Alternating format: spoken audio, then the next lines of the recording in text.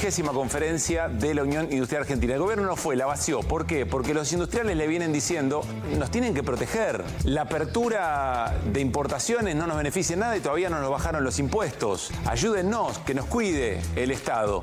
Y en la semana, José Luis Espert los mandó a freír churros. Probablemente haya diputados donde tienen un gobernador, haya una lógica instrucción distrital de las peleas por los presupuestos de las provincias. No es mi caso. No pero cambio Rodrigo, de... vos muchas veces dijiste, bueno, quizás yo no pienso esto de esta manera, pero le entregamos las herramientas al gobierno para. No, así en esos términos no, jamás. En el 2024 hemos perdido 39 puntos, un 39% en el poder adquisitivo, en el poder de compra de nuestros ingresos. En el sector público, los salarios los pasaron por una trituradora. No lo hizo el gobierno solo, porque cualquiera puede pensar cómo hicieron para darle un 1% de aumento para este mes de diciembre. ¿En qué momento está la industria textil? Está en un pésimo momento y no es el peor momento. ¿Qué podría empeorarlo? Creyendo que va a haber una estabilidad en cuanto al mercado interno y al poder adquisitivo, cosa que no creo, pero supongamos que no cae más el poder adquisitivo, lo que tenemos nosotros que enfrentar es una apertura a las importaciones que se verán plasmadas el próximo año. Rodrigo, ¿vos te considerás parte de la oposición? Es una muy buena pregunta. Yo me considero una persona que conduce un bloque, que tiene un mandato de controlar a los oficialismos, porque eso es un rol del Congreso, pero esto de proponerse, oponerse a las cosas, depende, digamos, la descripción que vos hagas de oposición. Y hay otro elemento muy importante, que es la calidad de vida de la gente. La gente, ¿qué le pasa a la gente? Perdió calidad de vida, perdió poder adquisitivo. Entonces, la gran pregunta y el gran desafío es qué lectura hace hoy la sociedad y hará la sociedad respecto de qué significado tiene el hecho de que vive peor.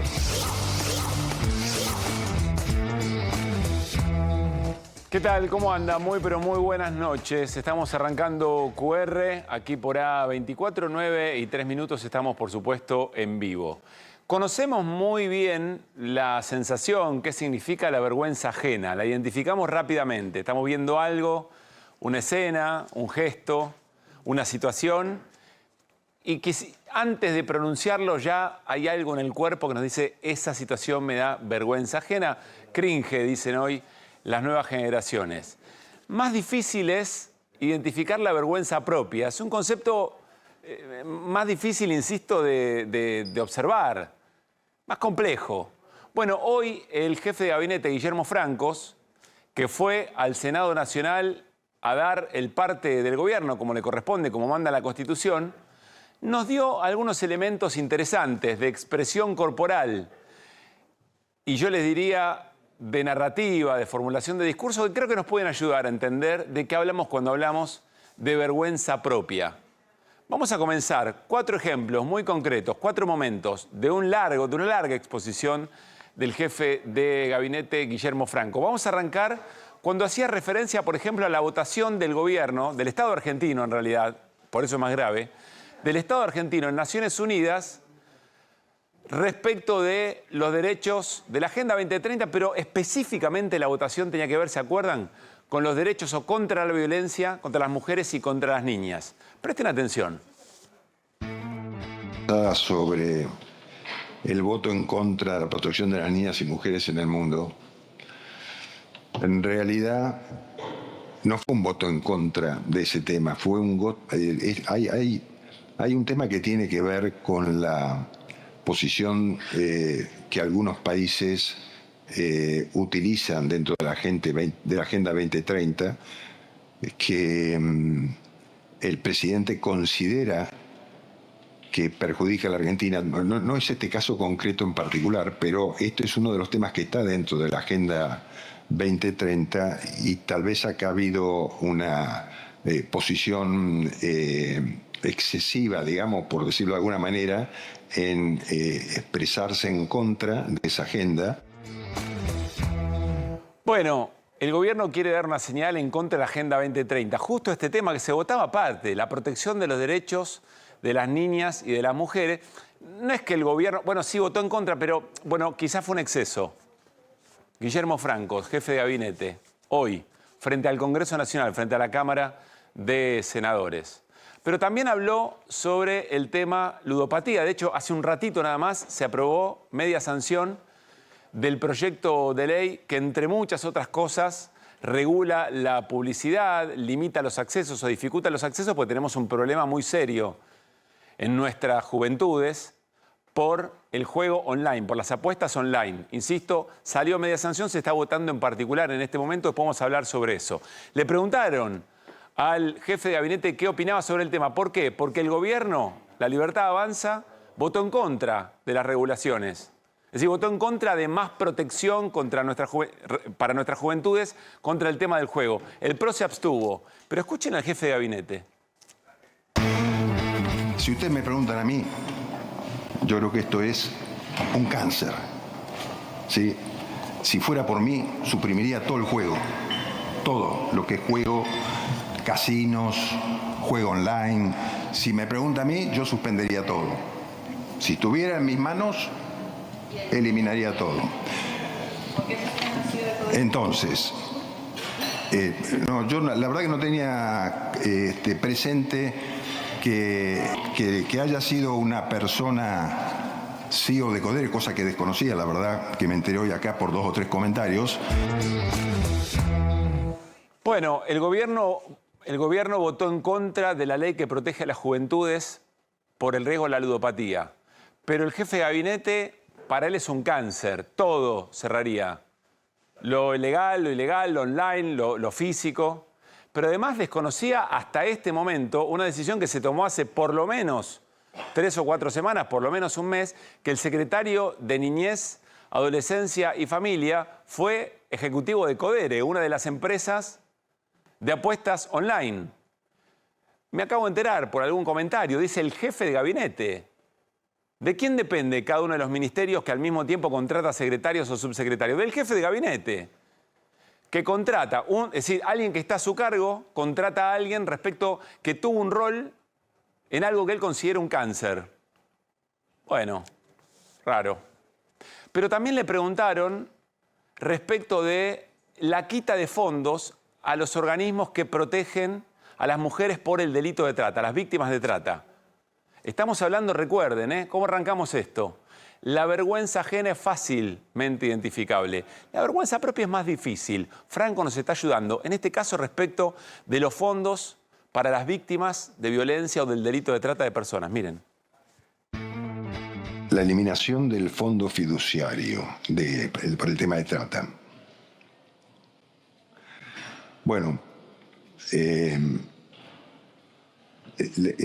más allá del instrumento concreto que se utilizó en este caso, que fue el fondo, la asistencia va a estar prevista en el sistema de reparación continua hasta que se encuentre uno mejor, ¿no? La disolución del fondo fiduciario está vinculada a la inexistencia de un manual de procedimientos. La respiración, el arqueo de las cejas, el revoleo de la mirada, las dudas, buscar y tratar de encontrar un argumento que no aparece hasta que por suerte aparece algo en el papel que se puede leer. Peor le fue a Grindetti, el jefe de gabinete de la Ciudad de Buenos Aires, después lo vamos a ver, que no tenía la página ni papel. Todo esto va conformando en Guillermo Franco explicaciones que no tienen, ni siquiera para él, y por eso la vergüenza propia. Ni para el propio jefe de gabinete tiene explicación cada una de las cosas que tuvo que explicar en el Senado. Y como vamos a ver ahora, no son cosas menores. Finalmente, Guillermo Franco, que no es Milei, no es el presidente que hizo campaña con la motosierra, con el topo, por adentro del Estado, no.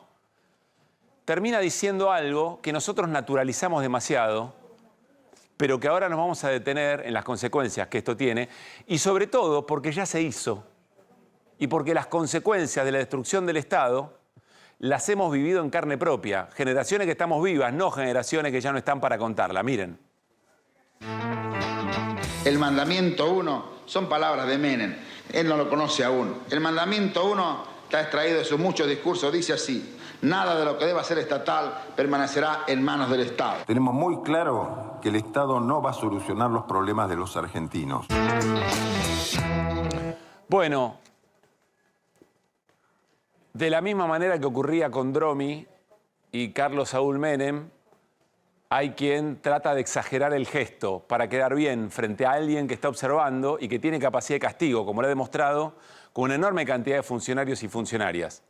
El propio presidente dice, en 30 minutos, cuando leí lo que había pasado, en 30 minutos no solamente lo eché del gobierno o la eché del gobierno, pienso en Nicolás Pose, jefe de gabinete, pienso en Diana Mondino, sino que además me encargué de humillarlos públicamente.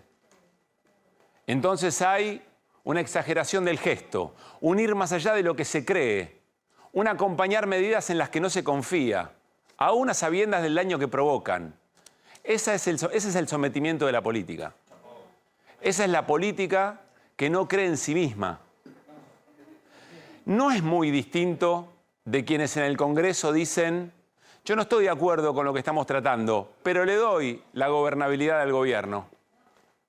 Yo estoy espantado o espantada de la violencia con que el gobierno se dirige a los que piensan distinto, pero aquí tiene las herramientas. Yo estoy de acuerdo con que esto hay que llevarlo adelante, pero como lo hace mi archienemigo político, no lo voy a acompañar esta vez. Yo creo que hay que hacerlo, pero como lo hacen los otros y tienen otras intenciones, no lo voy a acompañar. Estamos hablando de políticas públicas.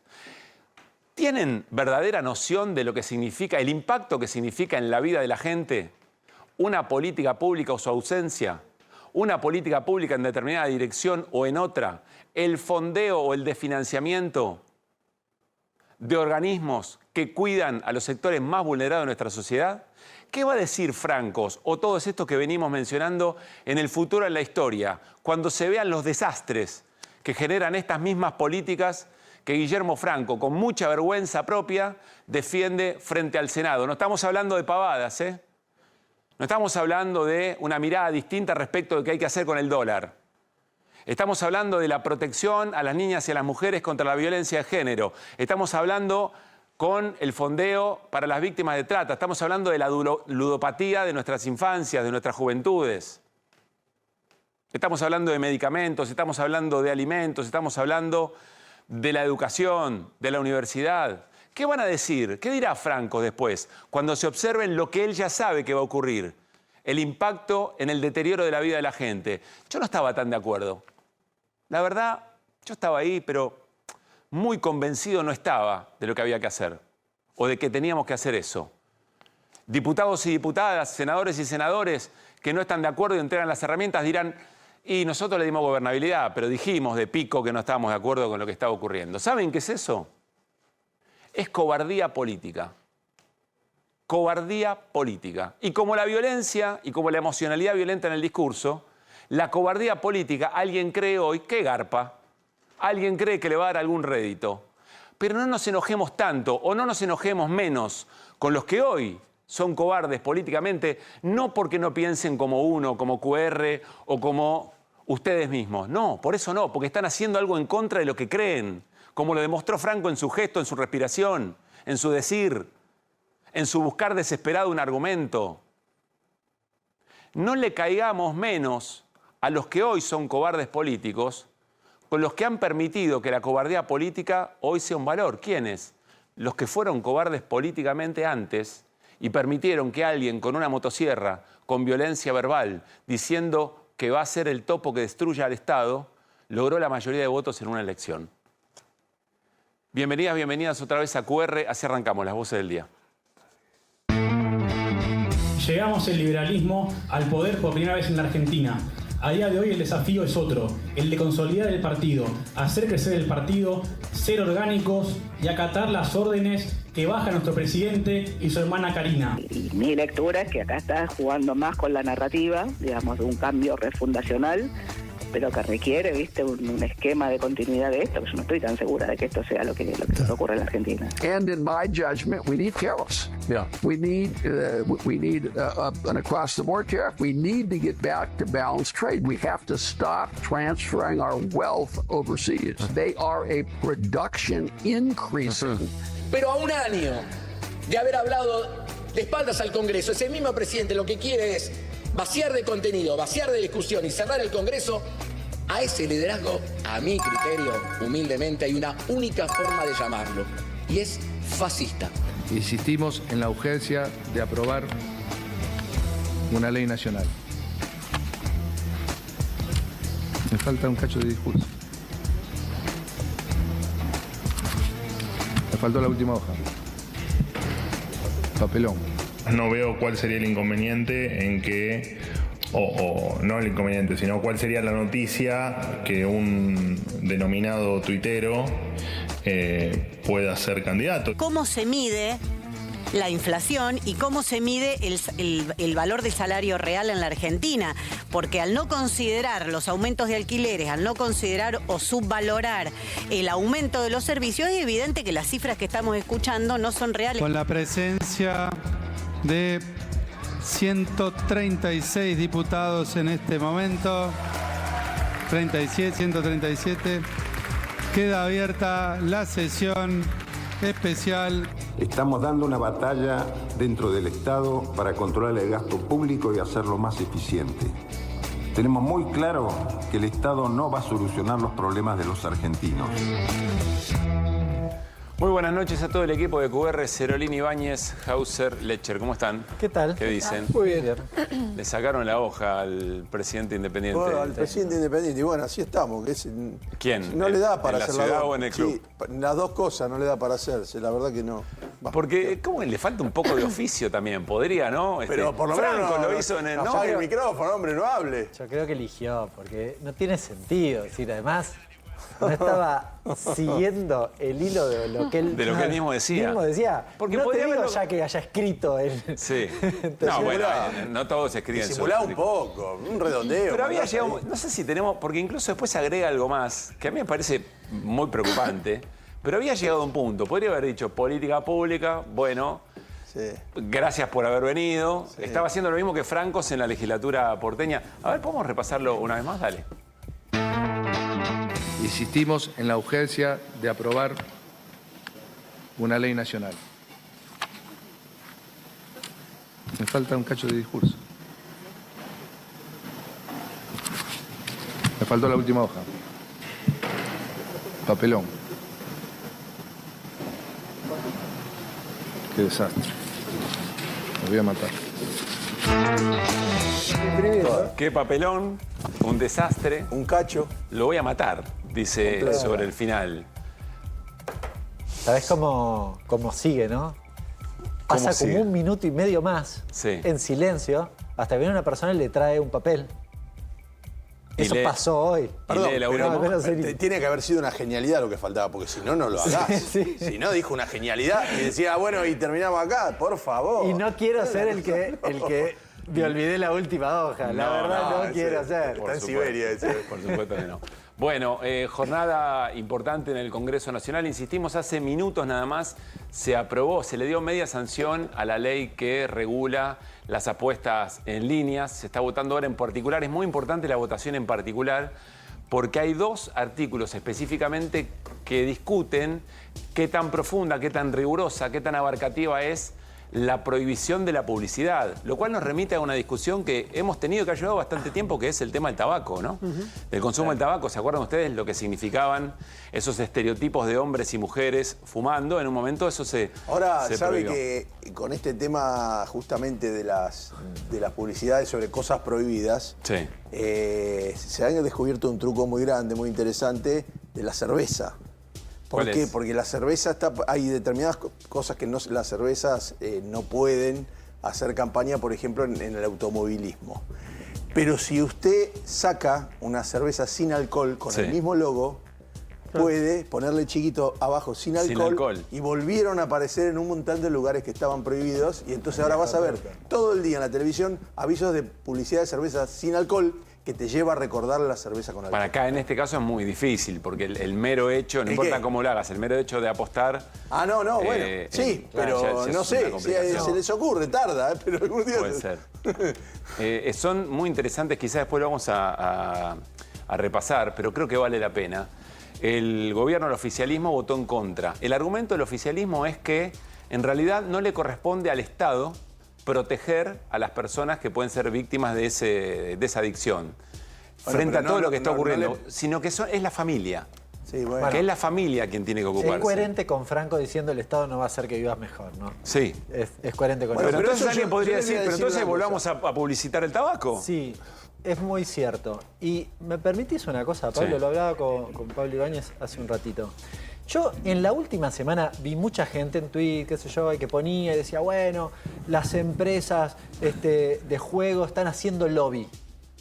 ¿Qué es hacer lobby? ¿Qué lo estaban convenciendo de los argumentos? Porque no estaban convenciendo de los argumentos. ¿De qué estamos hablando con lobby? Sí. ¿Es plata?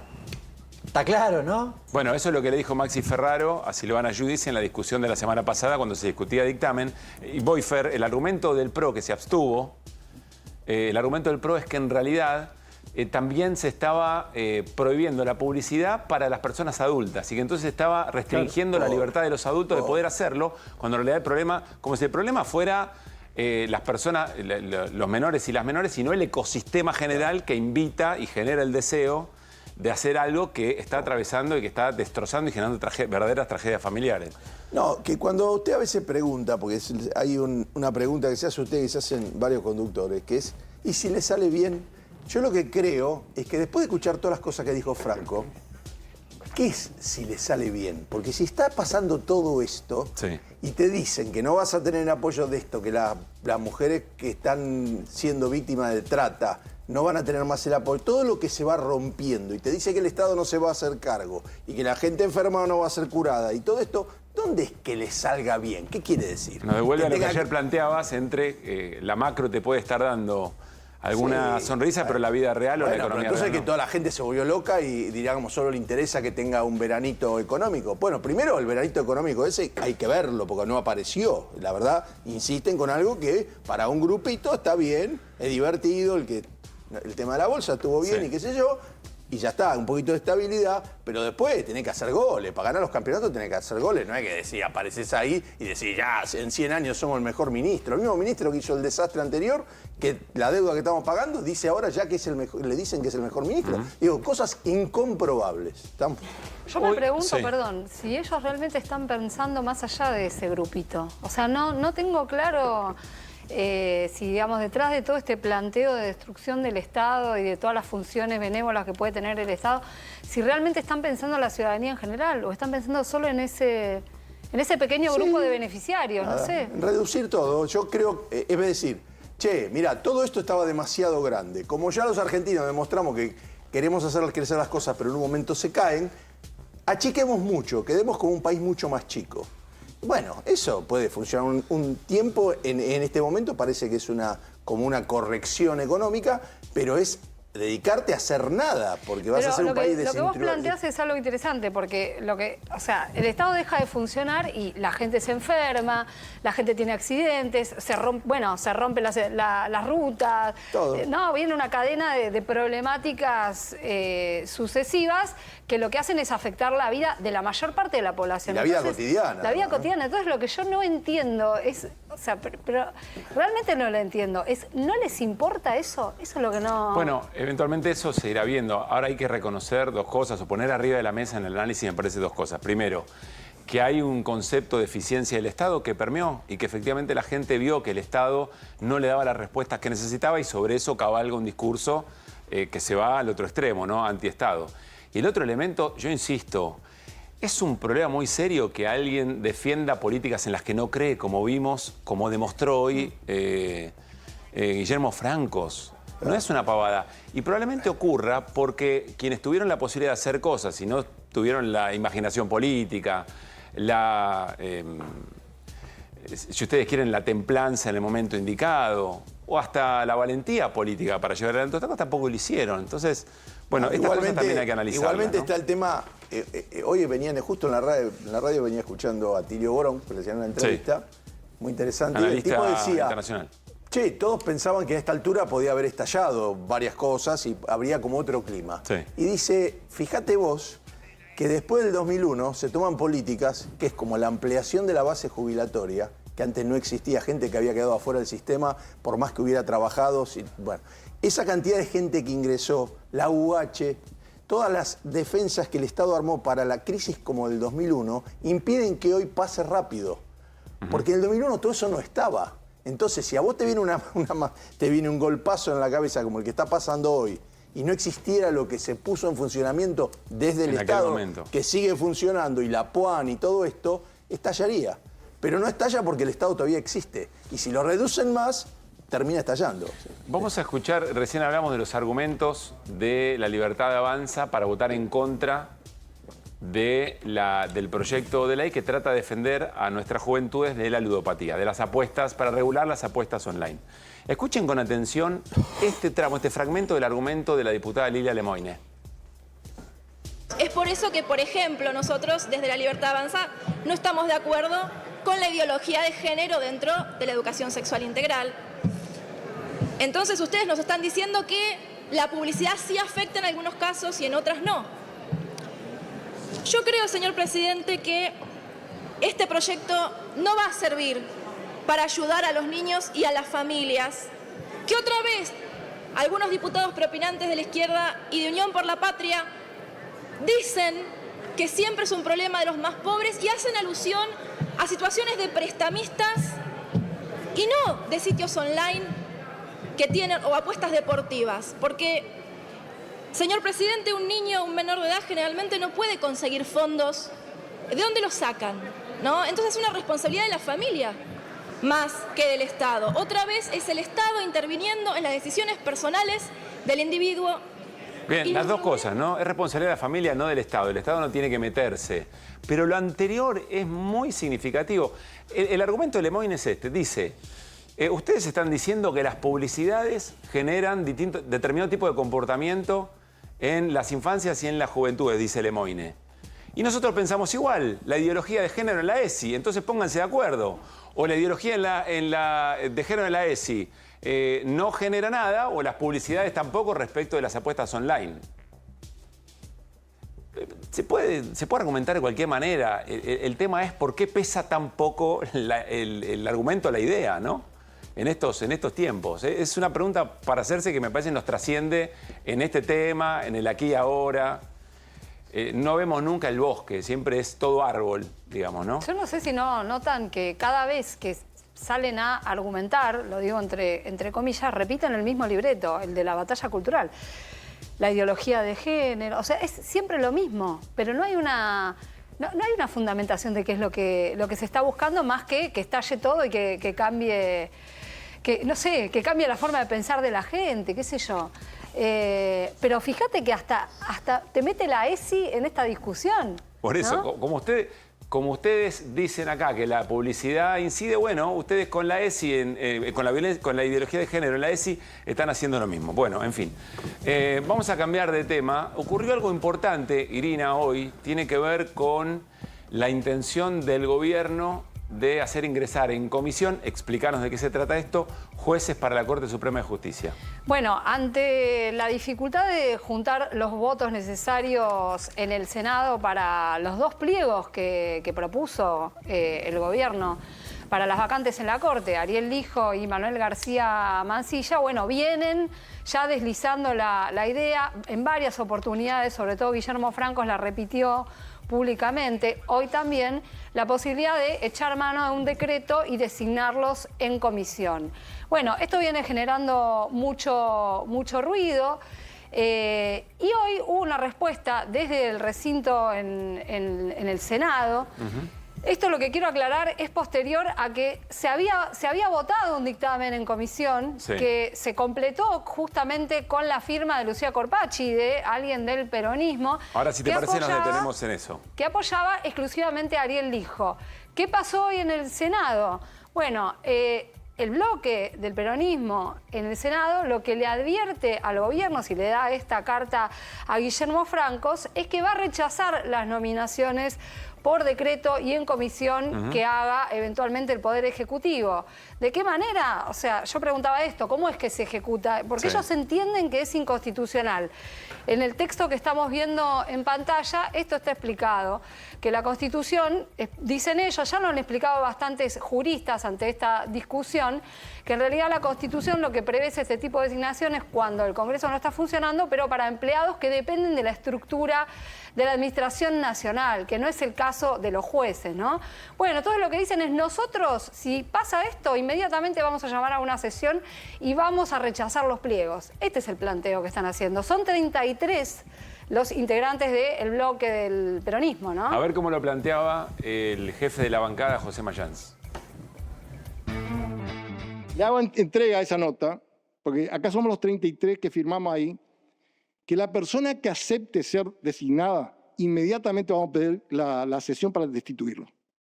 Somos 33 senadores que firmamos eso.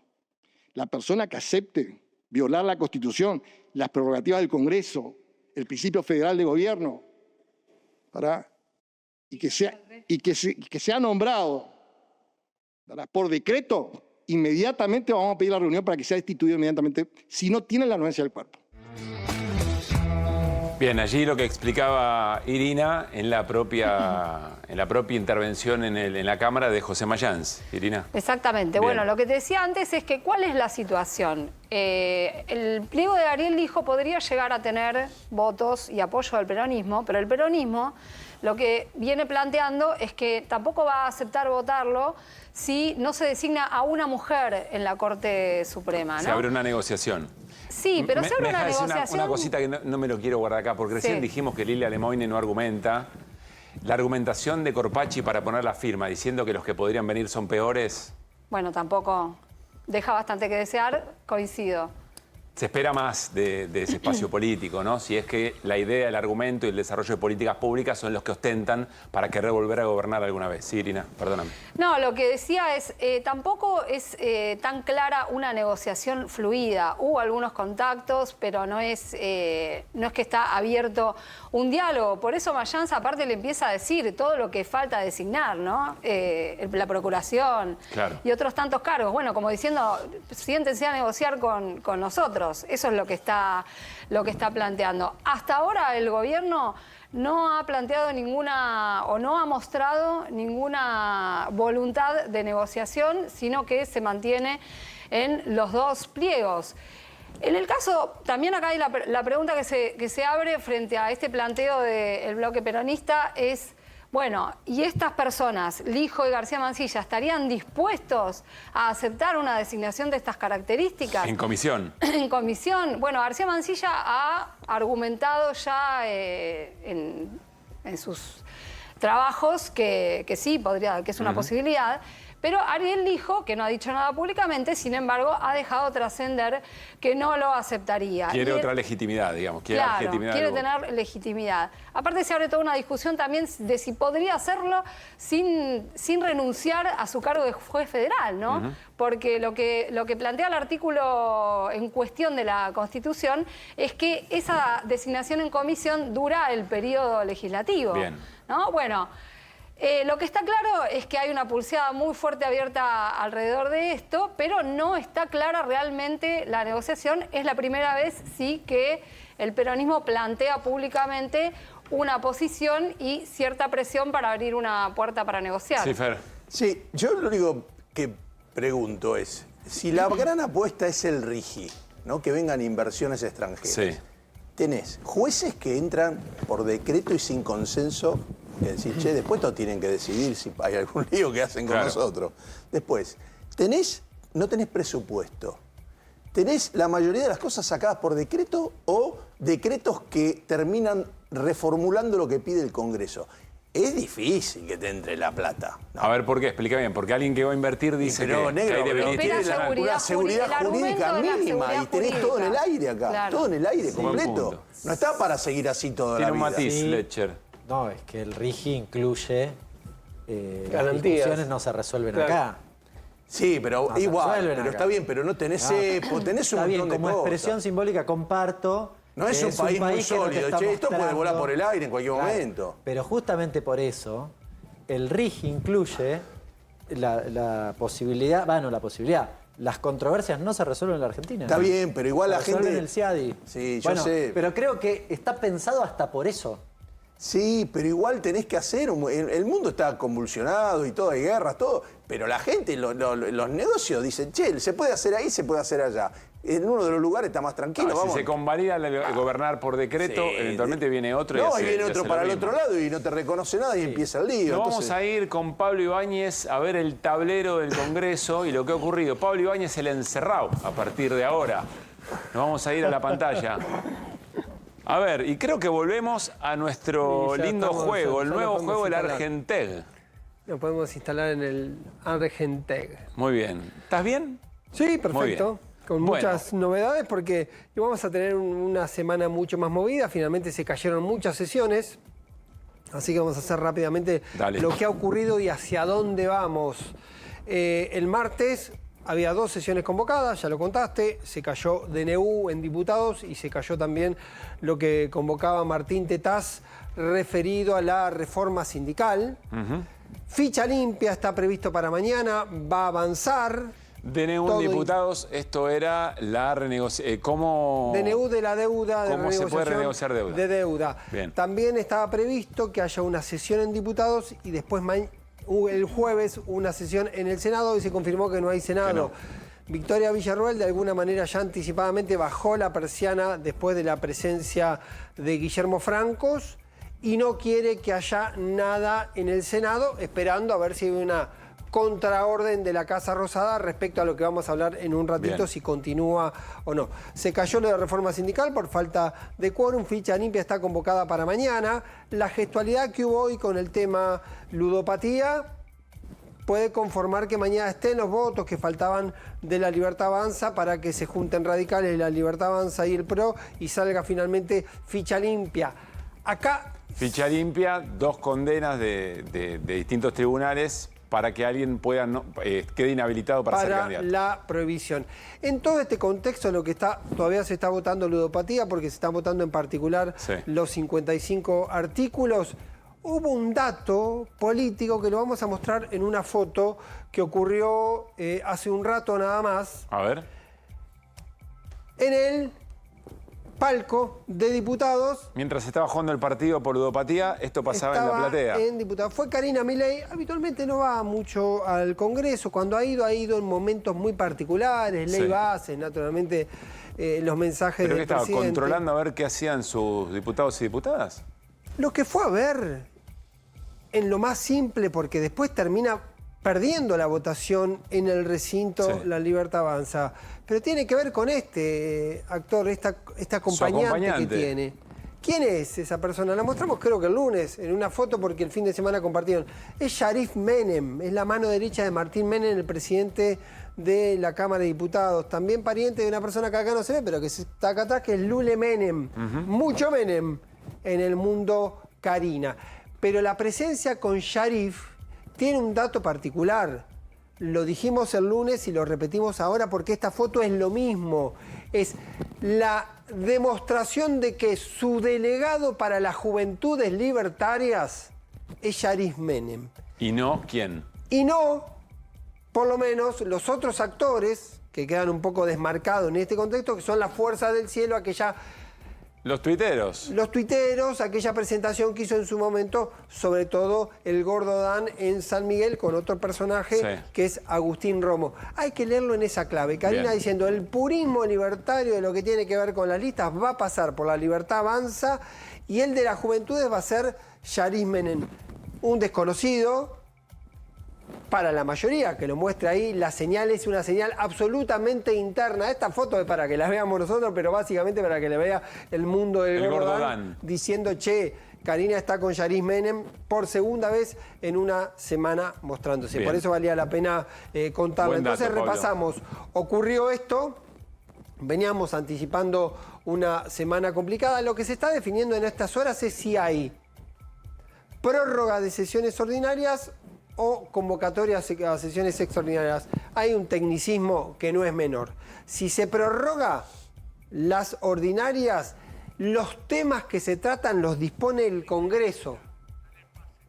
Es decir, puede venir un bloque, proponer un tema, juntar los votos y que se trate. Si se convoca sesiones extraordinarias, el presidente es el que convoca y define el temario. Entonces dice, solo se convocan las extraordinarias para tratar estos temas. Para extraordinarias... No están confirmadas ninguna de las dos cosas. No están confirmadas ninguna de las dos cosas.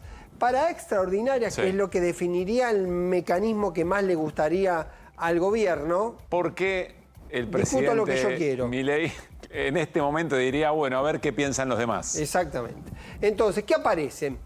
La eliminación de la PASO, un tema que hablamos, y lo iba a meter con el tema de la ludopatía.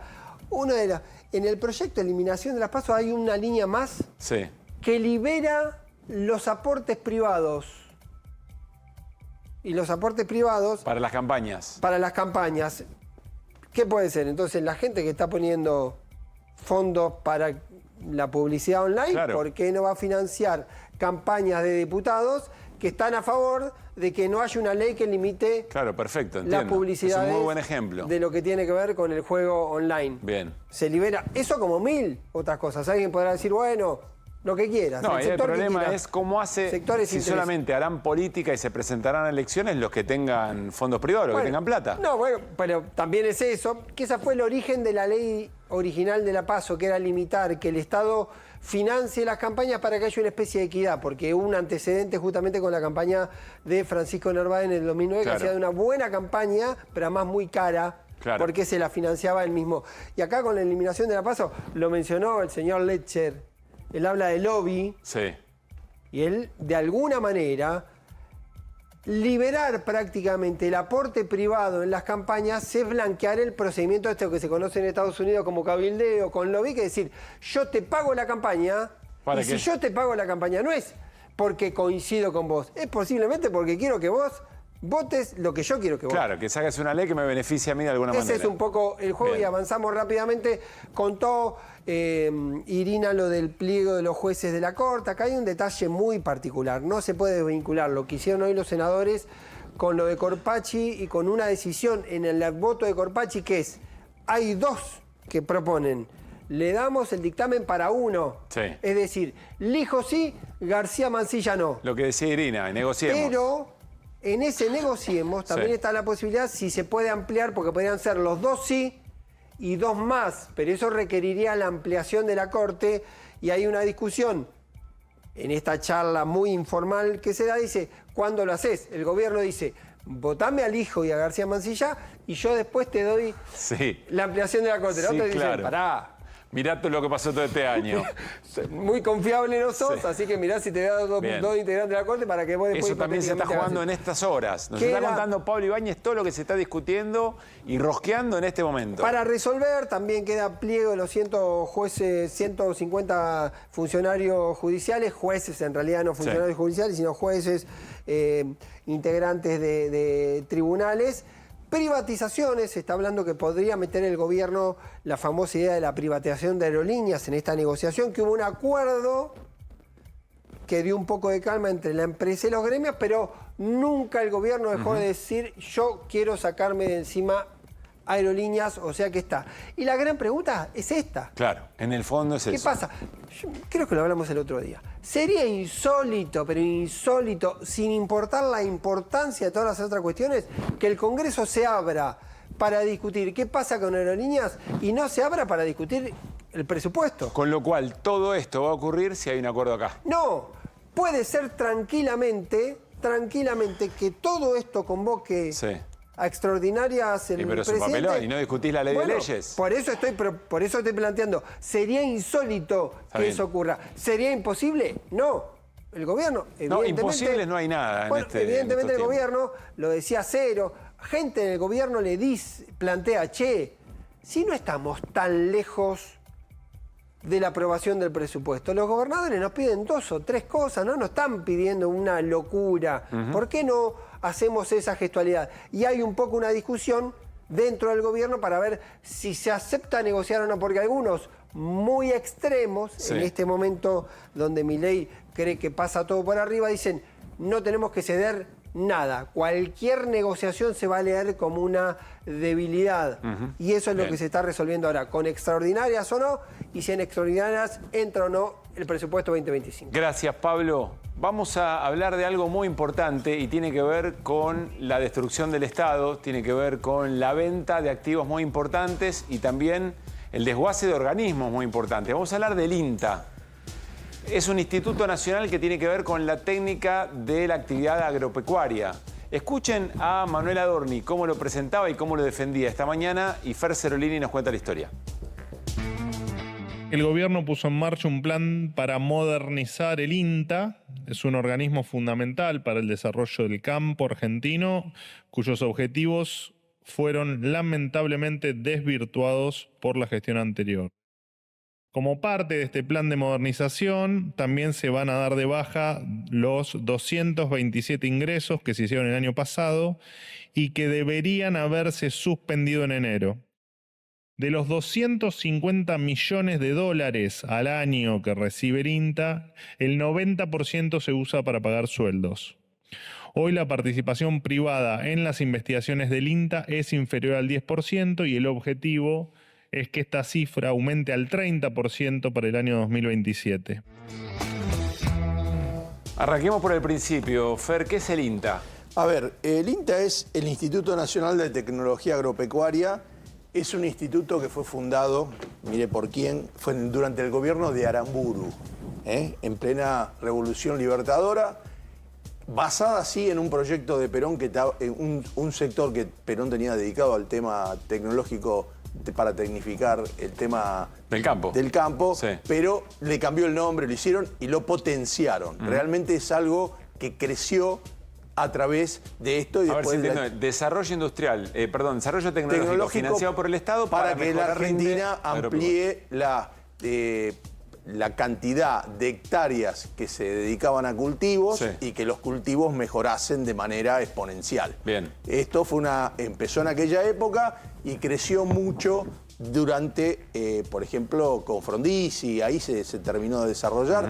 Es una cuestión que no está vinculada originariamente al peronismo como símbolo. Entiendo. ¿Se entiende? Sí. Bueno, ¿qué pasa con este señor, con lo que cuenta Adorni? Dentro de la línea, seguimos con la línea de destrozar lo que funciona y que es reconocido como un modelo de Argentina. Bueno, en la línea del CONICET, en la línea de las universidades, en la línea del Garrahan, ahora se la agarraron con el INTA. Entonces, veamos un título. Hay una nota que disparó todo esto, que es una nota de un sitio que se dedica a estudiar el tema del campo, que se llama Bichos de Campo, que trabaja Matías Longoni, que tuvo muchos años en Clarín, y escribió esto: Inmobiliaria INTA. El gobierno de Milei quiere vender 27.000 hectáreas productivas en 22 campos experimentales de Instituto Tecnológico. Nosotros tenemos un mapa que te muestra, el INTA está presente hasta en Tierra del Fuego, tiene experimentales en todos lados. Y realmente la gente que están con el tema del campo, cada de estas experimentales está vinculada a lo que se produce en la zona. Claro. Después, entonces, los productores agropecuarios. Ahí tenés todas las experimentales y los lugares. Los productores agropecuarios de todo el país tienen un vínculo muy directo. Claro, muy valioso, muy valeroso. Claro, y le prueban cosas. Entonces, bueno, la cuestión es que descubrieron que hay un montón. Es como cuando se la agarran con el ejército y dicen, che, el ejército, ¿cuántas hectáreas que tiene? Sí, está bien, no sé. El tema es que vos lo dediques a algo. Hay una nota que sacó después Infobae que también se mete con el tema. Ninguno son, por ejemplo, el gobierno busca con el ajuste en el INTA que inmuebles están buscando vender y el recorte de 1.700 puestos de trabajo. Acá mañana hay un gran encuentro, digo porque se va a reunir el consejo directivo del INTA, que es muy interesante cómo está armado. Porque del consejo directivo está el director, la vicedirectora y un representante del gobierno. Pero figuran la Universidad Veterinaria, la de Agricultura, figuran representantes de la sociedad rural, de ACREA, de la Federación Agraria, de CONINAGRO y la CRA. Y todos esos grupos, la mesa de enlace tiene una representación en el directorio del INTA. Claro, todos esos grupos pertenecen y votan qué hay que hacer. Y generalmente, por ejemplo, cuando ¿se acuerdan que habían puesto con el tema de agricultura, le habían cambiado el nombre a bioeconomía? Sí. Bueno, vio que lo echaron al secretario como un perro que venía trabajando, se le ocurrió ir a trabajar con la Agenda 2030. ¿Cómo se le puede ocurrir? Recuerdo. Y la gente del campo decía, está bien lo que está planteando, porque hay un montón de cosas que le tenemos que vender a Europa que si no lo hacemos, no vamos a poder vender. Claro. Bueno, a mí no me importa, yo no reconozco. Lo echaron mal. Y eso dentro del campo no estuvo bien visto. Y ha pasado con el que era director anterior del INTA, y a este que está ahora, hay esta convocatoria, el INTA no sobra a nadie. Es una convocatoria que se va a hacer mañana en la puerta de la reunión esta del Consejo directivo que van a tener que votar varias cosas. O sea, mañana hay cachengue en la avenida Rivadavia al 1400. Pero acá, ¿qué es el tema? Lo que ya decidieron y que salió como decreto es la venta de un edificio muy banana que está en la calle, acá esto queda en Cerviño y Ortiz de Campo.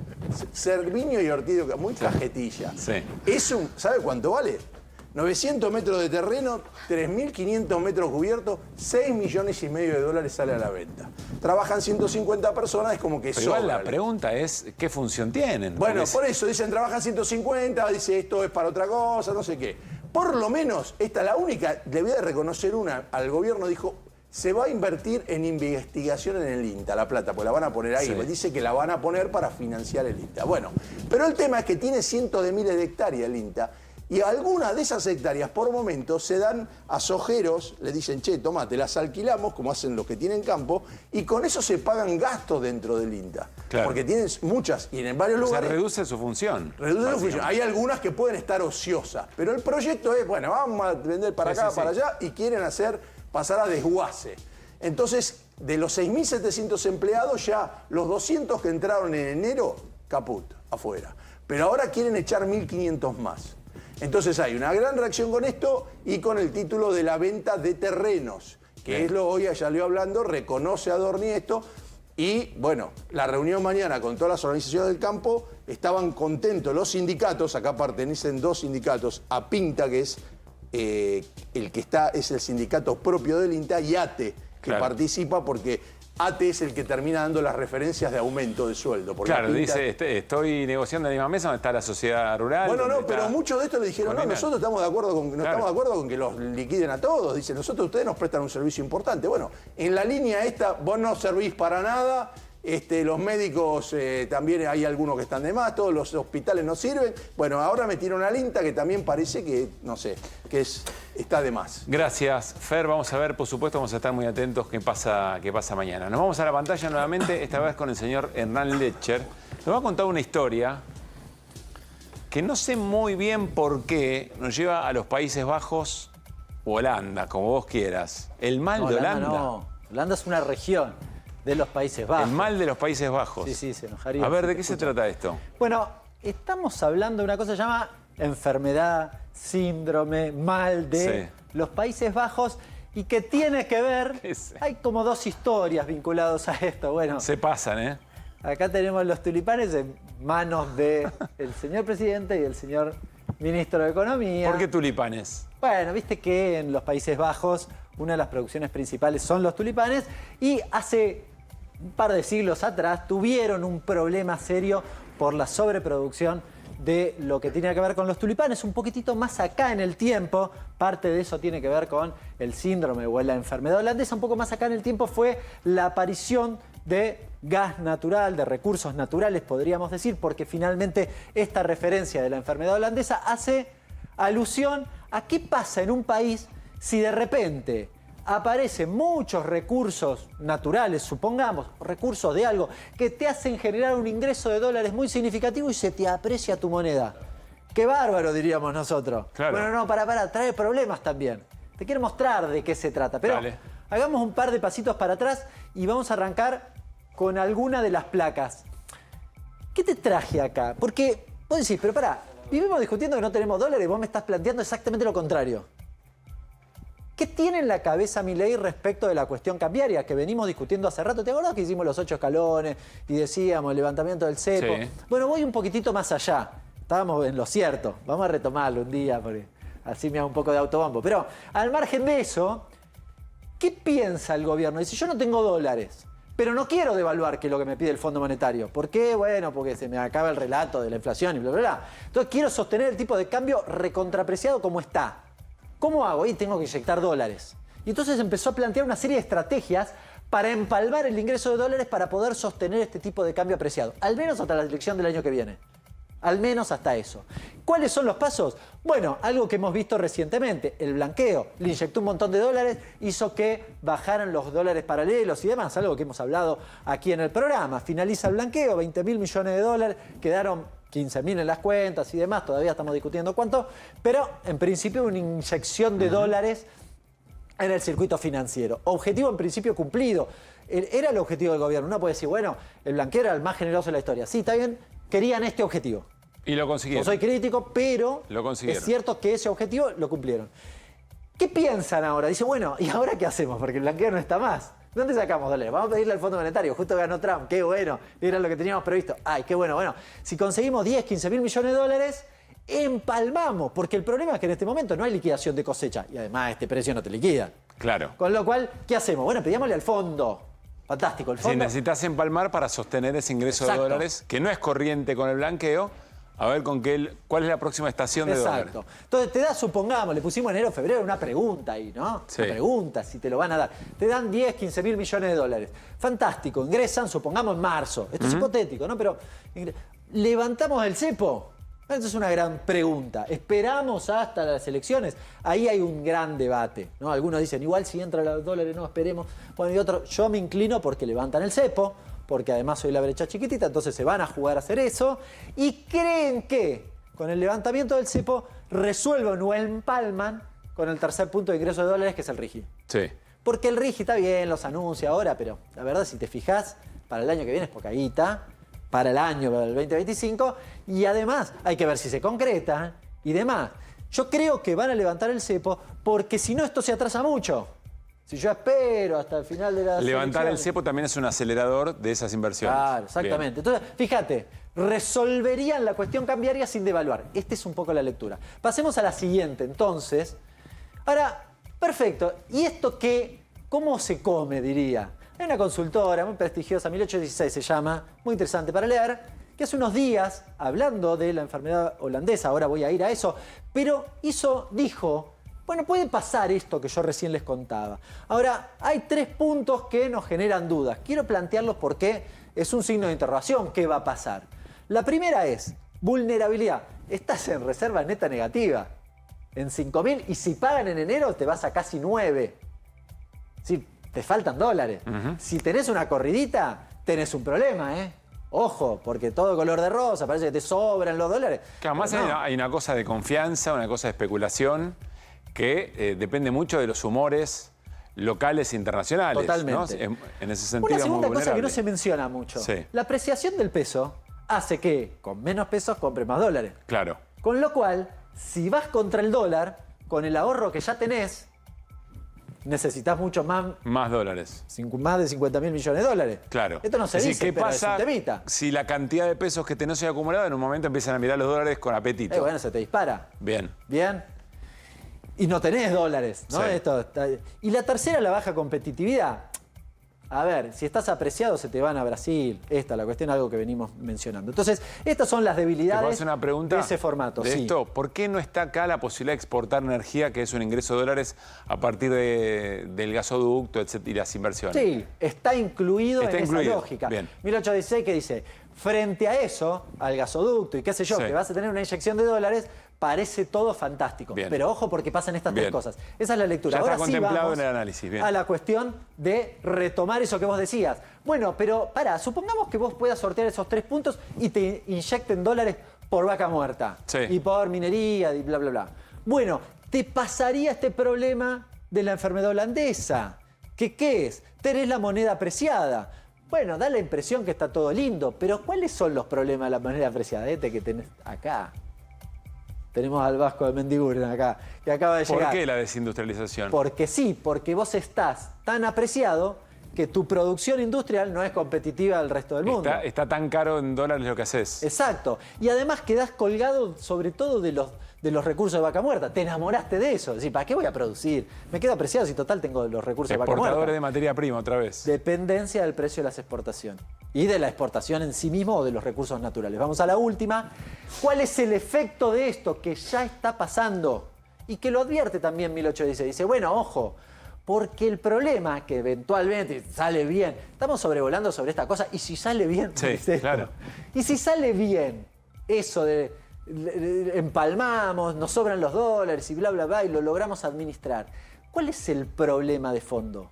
El problema, y lo dice 1816, es que te deja a sectores que son ganadores y sectores que son perdedores. Yo fui a hacer ese ejercicio ya, porque lo podemos hacer hoy, y esto se agravaría si eventualmente recorremos ese camino que vimos. ¿Cuáles son los ganadores? Intermediación financiera, servicio o energía y minería. Los tres le ganaron. Esta es la línea de lo que se llama valor agregado bruto. Precio por cantidad sería. Bueno, fíjate. Esos sectores ganaron, le fue bien. Intermediación financiera duplicó en cantidad-precio. Negocio, fantástico. Le fue recontra bien. ¿Cuántos puestos de trabajo generan? 4%. 250.000. ¿4% de qué? Del total de la plantilla de trabajadores registrados de la Argentina. 4%. 250.000. Nada. Es decir, que a esos sectores le vaya bien no no quiere decir que a la gente le vaya bien. Lo dijiste mejor que yo. ¿Y esto qué es? La contracara. ¿Y a qué sectores le va mal? Construcción, industria manufacturera, la industria apreciada, no vende, comercio minorista. ¿Cuánto generan de puestos de trabajo?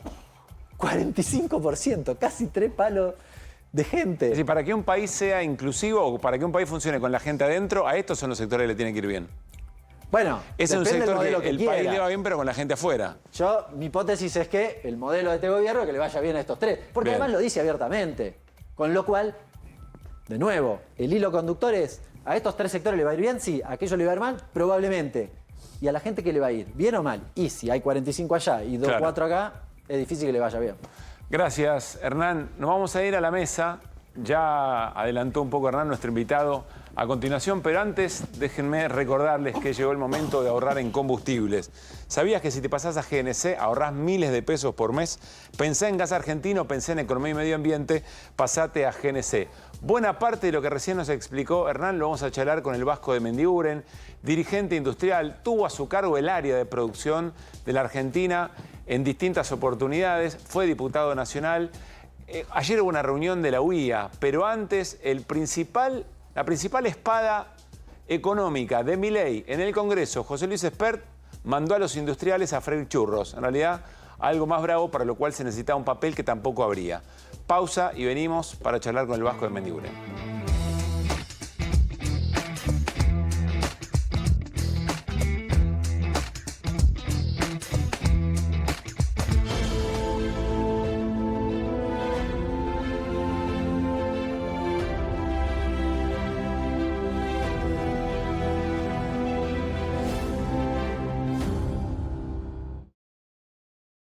¿Pensás que las subastas no son para vos?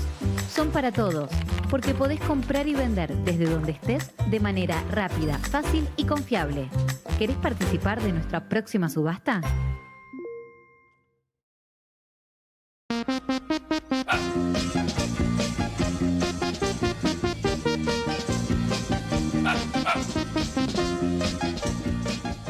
En la provincia de La Rioja, por una decisión del gobierno provincial, no se aplica el nuevo cuadro tarifario para asegurar el acceso a energía de calidad para cada hogar.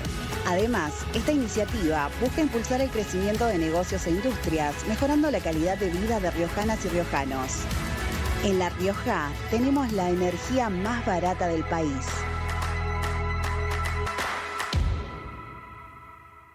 Vuelve el calor, vuelve el mosquito. Para prevenir la propagación del dengue, hay que impedir que el insecto se reproduzca. Evita la acumulación de agua en todos los espacios de tu casa. Municipio de Morón, Corazón del Oeste.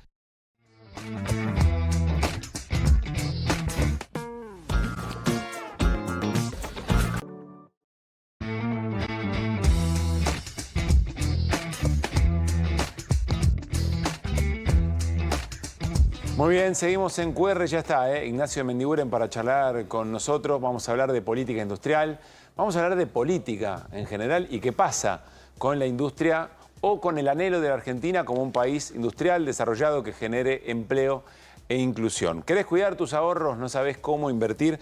Yo te recomiendo Banco de Joyas. Podés conseguir lingotes desde 1 gramo, pagar hasta en 12 cuotas. Encontralos en la tienda online o acércate a su salón, Avenida Corrientes 2822, casi esquina Pueyrredón. ¿Te interesaría invertir en oro de manera segura y sencilla? Te presentamos nuestros nuevos lingotes de oro 24 quilates. Aprovecha la preventa y empezá a invertir. Nosotros te ayudamos. Confía en Banco de Joyas.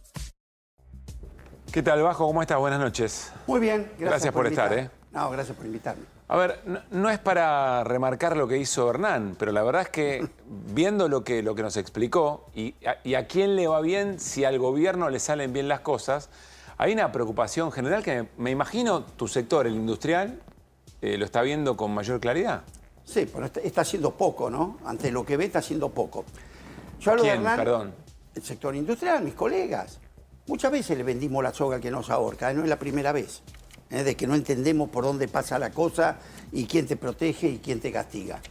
Yo estaba con un gran industrial discutiendo la salida de la convertibilidad, que ya estaba muerta, y él me seguía explicando.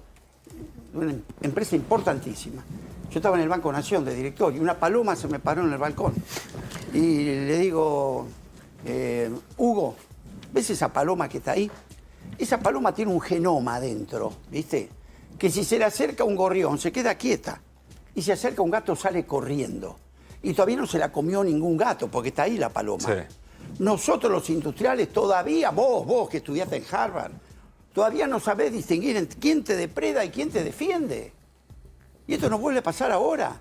Cuando a vos, un presidente de la nación, llega a tu casa y te dice en tu casa que vos vivís de lo que le robaste al campo y vos aplaudís, ya tenés un problema serio de concepción. Bueno, eso fue en la conferencia anterior.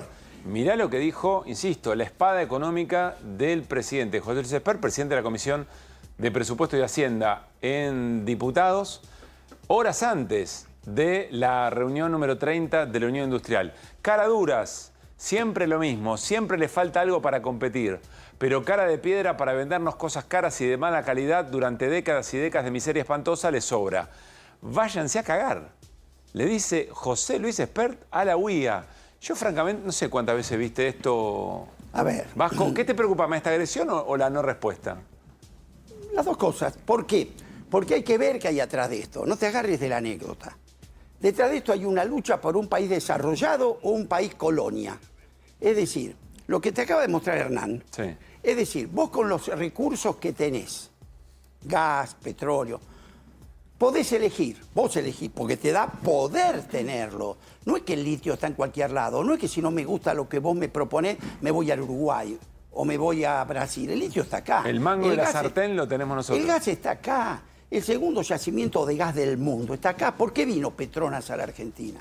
¿Por Milei, por Cristina o por Alberto? No, vienen porque está el gas. ¿Y por qué se fue? Bueno, vamos a charlar, da para tanto, pero vamos a algo concreto. Entonces yo digo algo. Yo te conté ya acá en un programa en el Banco Mundial 8 meses antes de irnos. Y fui con todo el proyecto de Argentina desarrollando todos estos beneficios que hoy tenemos, pero con valor agregado local, con el modelo noruego, no nigeriano. La encargada del hemisferio sur del Banco Mundial, una keniana, cuando termino 2 horas y media de exposición, estaba con el embajador Argüello, me dice, secretario, hoy la Argentina es un activo público global. Activo público global. Es decir, lo que ustedes tienen en abundancia, gracias a Dios, la naturaleza, el mundo entró en crisis estructural. No en una crisis pasajera. La energía, la minería, el litio, la proteína, el agua. Muy bien. Pero te dijo activo público global. ¿Qué quiere decir? Es un activo del mundo. El mundo lo va a tener. El litio de Argentina, de una forma o la otra, Elon Musk lo va a tener. El gas lo va a tener. El petróleo lo va a tener. El tema es tuyo, que esa discusión no está. ¿Qué vas a hacer vos, nosotros, ante esa necesidad y ese recurso que tenemos? ¿Queremos ser propietarios o inquilinos? Esto lo escribí hace un año. Pues sí, que así como estamos, por lo somos que inquilinos. Vamos a Nigeria. A ver, gas tiene Nigeria en abundancia y gas tiene Noruega en abundancia. ¿Qué es un país y el otro partiendo de esa ventaja comparativa? Noruega, ¿qué hizo? Primero dijo, esto es mi palanca de desarrollo. Mandó 400 técnicos, ingenieros, al mundo a aprender la tecnología en petróleo y gas. Hizo el desarrollo más importante de bienes de capital para proveer a esa industria. Hoy es más exportador de esos bienes mejor que del gas. Los barcos, todo fue atrás de eso. Es un fondo anticíclico. Es hoy uno de los países para evitar la enfermedad holandesa. ¿Y Nigeria es uno de los países más... Nigeria es un rigui, a ver si me entienden. Le dijeron a los sectores internacionales, venga. Desarrollado, que fue expoliado por el imperialismo, pobre, ¿quién le van a echar? Está no, pero a la buena de Dios. Bueno, pero ¿qué hizo ante esto? Vengan los extranjeros, llévense la plata igual, cuando quieran, sí, así seguridad jurídica por 30 años. No inviertan en desarrollar proveedores nigerianos, tráiganse todos los bienes, si es posible, usados. Si quieren conflicto, litigan en Washington, no litigan acá. Exención de impuestos a las ganancias. Es decir, ¿qué es lo que le importa a la Argentina de esta riqueza que Dios nos dio? Cuando pasás las zarandas, ¿qué te queda? En términos económicos, como dijiste, y en términos de empleo. Porque una tonelada de maíz o de trigo, antes por lo menos estaban los estibadores en el puerto, ¿viste? Cada bolsa la subía una persona. Hoy el 85% del trigo que Argentina exporta es a granel. A $200. Harina y galletitas, 600. Harina, 600. Pastas y galletitas, 2.200. Nadie habla de eso. Y mientras nosotros discutimos pavada, en Rosario siguen cargando a eso. Hoy nosotros alimentamos los animales del mundo, no a los humanos. Conclusión, esto ahora lo quieren trasladar al litio, al petróleo, al gas. Entonces, este es el problema de fondo. Porque a lo que hay que agregarle, que dijo muy bien, es que tampoco al campo le va bien. Y tampoco le va a ir bien.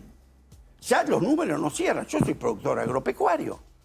Un día para beneficiar a 15 empresas, sectores, nos llevaron el combustible, que es la sangre, el gasoil es la sangre del productor agropecuario, al doble, como si fuéramos alemanes que no teníamos gasoil. Ahora, si van a dar precio internacional a ese sector concentrado, ¿por qué no nos dan precio internacional a la soja, al maíz? Hernán.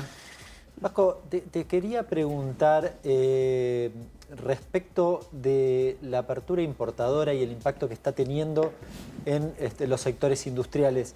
Pero te lo quiero preguntar en la siguiente clave, porque cuando uno ve que Milei fue, por ejemplo, a la UIA, no esta vez, sino, bueno, esta no fue, la anterior, y le dijo barbaridades a los industriales, la verdad que no hubo demasiadas críticas, las críticas fueron muy tardías. ¿Qué están discutiendo hoy? ¿Hay una mirada crítica respecto, por ejemplo, de la apertura importadora, del impacto de la caída del salario?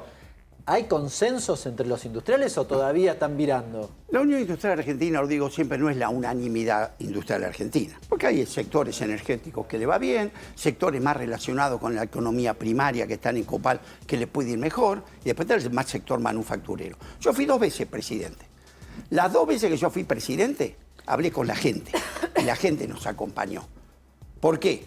Porque los expertos son productos de aquel que quiere que Argentina siga siendo proveedor de materias primas y recursos naturales. Es decir, de un país que juega para los intereses... ¿A Esper lo bancan esos sectores? ¿Y si no, quién? Si no, ¿quién? Te pregunto. Yo un día debatí con... No, por ahí está convencido que este es el mejor camino. Yo una vez debatí con Esper, pues yo respeto al economista que tienen criterio.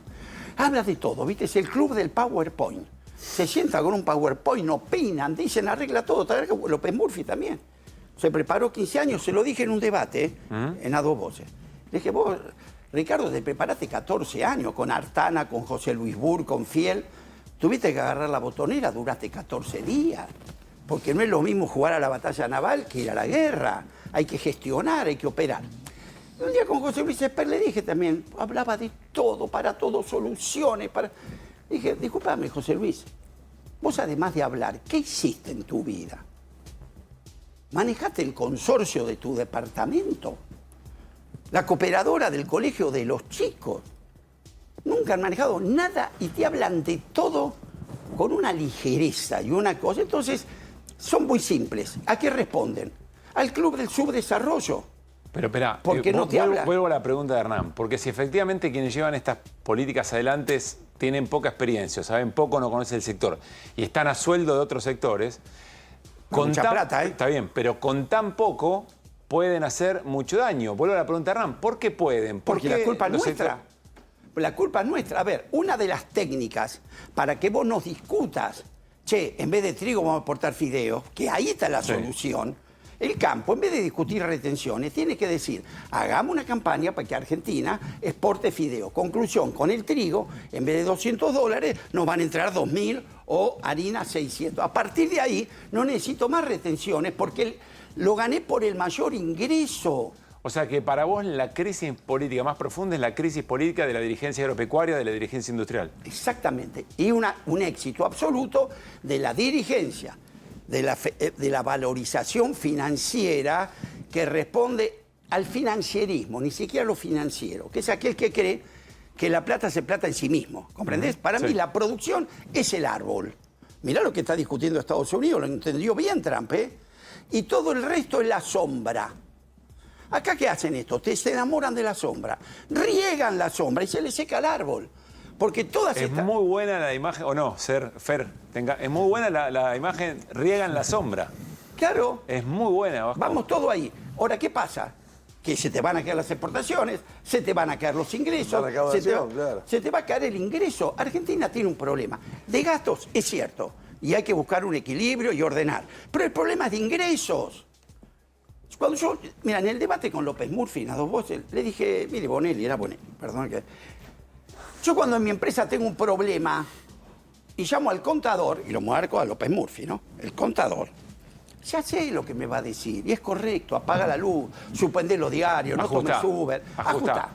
Y está bien, es lo que él... Es la tarea de contador. Pero yo llamo al gerente de producción, llamo al gerente comercial y le digo, hermano, ¿qué producto nuevo vamos a vender? ¿Qué mercado vamos a ganar? ¿Cómo duplicamos el ingreso de la Argentina? Y yo te pregunto, ese debate, ¿dónde está hoy? Culpa nuestra también de la oposición. Porque acá lo que tenemos que debatir es, en lo que él te acaba de explicar, el RIGI en el litio, ¿cuánto te va a dejar? A ver, vamos a hacer algo más simple. Las inversiones mineras ya estaban, ¿eh? Yo fui secretario de Industria. Ninguna de las empresas mineras que hoy están en la Argentina jamás nos pidió eso. ¿No te lo pedían? Nunca me pidió.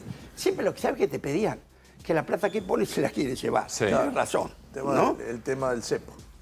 Sí, ¿qué pasa esto? Pero nadie te pedía 30 años, litigar en Washington, poder importar todos los equipos usados, no pagar retenciones. No te lo van a rechazar tampoco. No si liquidar, pero claro, el tipo te pide y vos se lo diste. Te preguntó Fer por qué se fue Petronas. ¿Por qué se fue Petronas? A ver, yo lo que sé de Petronas, yo era director de YPF. Petronas vino porque el segundo yacimiento de gas del mundo está acá, ¿no? Está claro, ¿no? Porque somos simpáticos. Y con YPF se puso de acuerdo. Y cerró y firmó la carta de intención. No pidió nada de todo esto. Mirá, tengo que terminar este estudio. Si yo veo cuánto de 100 pesos, esto es lo importante, que le entraba a la Argentina con el sistema anterior. El de Petronas firmó, el de las mineras que están con el litio firmaron. ¿Y cuánto le queda ahora con el RIGI? Te va a dar 40% menos seguro. Y ese 40% menos que regalaste son los remedios a los jubilados, son la educación. Ahora, para lograr eso, tengamos primero claro eso. Regalaste cosas que no te pedían. ¿Las vamos a tener que pagar con pobreza? Eso en términos de ingreso. ¿Vamos a términos de empleo? Terrible, ¿no? Porque para paliar litio arriba de un container, ¿cuánto necesito? Poca gente y poca capacidad. Yo te escucho y termino de entender, más lo que explicaba Hernán, que acá el problema no es si sale mal, el problema es, aún saliendo bien, estas son las consecuencias de que salga bien. Claro, si sale bien, yo te digo, vas a tener dólares, van a entrar más dólares porque antes no estaba el petróleo, y Vaca Muerta está en el 8% recién. Así que eso está garantizado. Sí. Pero tampoco se... Va a ver, Vaca Muerta, porque yo, la verdad, vienen acá y te dicen... bueno, no, necesitamos a los privados porque si no, no se puede desarrollar. Y bueno, pero hoy están teniendo el abastecimiento que tienen por Vaca Muerta, que se hizo una asociación. Y el gasoducto no lo hicieron los privados. Por eso, YPF con Chevron. Si no, no lo hubieran hecho nunca. A ver. Entonces, si sale bien, los dólares están. Si sale bien, va a haber dólares. No vamos a resolver el problema de pobreza. Es decir, si sale bien, junto con el gas, hay que exportar 20 millones de argentinos. ¿Hacés ya el certificado? Hay que exportar 20 millones. Porque no da el modelo para 45. El modelo de López Murphy, de Esper, ¿te acordás que hablaban de la generación del 80? ¿Sabés qué no te dicen? Que eran 4,5 millones de personas. Entonces vos en ese negocio podías exportar cueros crudos e importar hasta la boina de los gauchos que te cerraba. Pero con 45 millones no podés estar exportando el campo para alimentar los animales del mundo. Déjame hacerte la última pregunta, Vasco. Ahora, ¿sabés? La posibilidad extraordinaria. Y esto, la política, nosotros tenemos que explicarle a la gente. No estamos en contra de la inversión, pero quiero un proyecto que vos participes. Con este proyecto van a participar 14 y vos estás afuera. Verborrágico fuiste siempre. No, caliento. Capacidad de argumentar tuviste siempre. Pero convencimiento, digo lo mismo hace 40 años. Soy Ganas y anhelos y la idea de lo que puede llegar a ser y no termina de concretarse siempre la tuviste. Pero te noto, no sé si desahuciado, decepcionado. ¿Con qué estás enojado? Sí, estoy con bronca ¿por qué? ¿Por qué? A ver, el fenómeno Milei, yo tengo mi explicación, ¿no? Nosotros nos equivocamos mucho, no cabe duda. Pero también en el mundo, cuidado, ¿eh? El mundo después de la pandemia, la gente no lo dice. Cuando se arrastra a la gente salió enfurecida y se llevó puesto a todos. No ganó un solo oficialismo, ¿eh? Se la llevó a Merkel, a todos. Países sin pobreza. ¿Pero por qué tu enojo es con los Bueno, acá el doble, acá con los despelotes que teníamos, la gente salió 10 veces más enojada. Eso es un fenómeno. Yo creo que fue Milei, podía haber sido Pluto. Perdón, ¿más enojada por la pandemia en particular o por la pandemia y lo que vino después? No. La pandemia yo doy para hablar. Yo no... que la gente salió el doble enojada que en el resto del mundo. Claro. ¿Por cómo se llevó la pandemia? No, yo creo que no, porque hubo mucha prensa que se llevó mal. Pero no es el tema, me gustaría venir a discutirlo. El rebote fue rápido ahí porque la actividad empezó pasamos rápido. a crecer al 10,5% al 2021. Pero vuelvo. Una cosa es la pandemia como fenómeno, pero tu enojo con lo propio, ¿te preguntaste qué hubiera hecho Milei o Macri en el primer año de pandemia? Hay que ver lo que hizo Bolsonaro. No, pero no por la pandemia, por la economía. Nosotros salvamos 100.000 pymes. No había reserva. Acordate que Macri dejó un país desfolteado en pesos.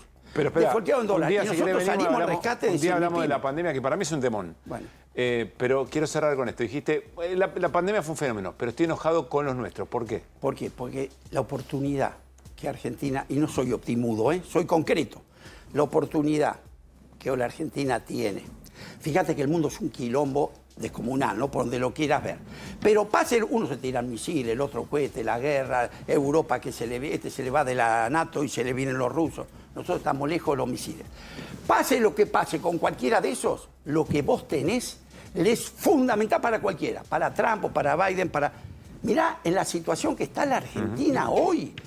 Y esto adelante con lo nuevo, viene la inteligencia artificial, viene la industria 4.0, y vos tenés una capacidad por todo el sector de ¿cómo se llama?, de programadores, un activo extraordinario. Tu enojo es con los que ven efectivamente eso que no activan políticamente. Claro, porque la gente está mal.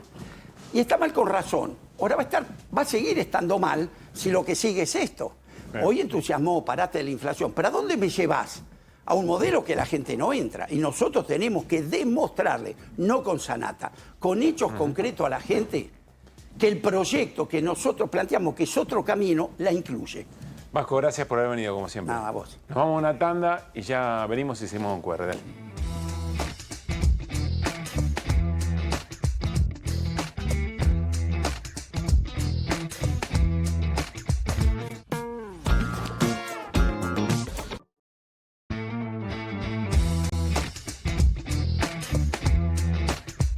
Bien, seguimos en QR hasta las 11 de la noche. Enseguida, otra edición del Club de la Casta. Antes, recuerden, la mejor forma de empezar sus días es con Productos Pozo. Líderes en la producción de vainillas, magdalenas y budines, con más de 70 años en el mercado, presentes en cada desayuno o merienda. Hacé más ricos tus días con Productos Pozo.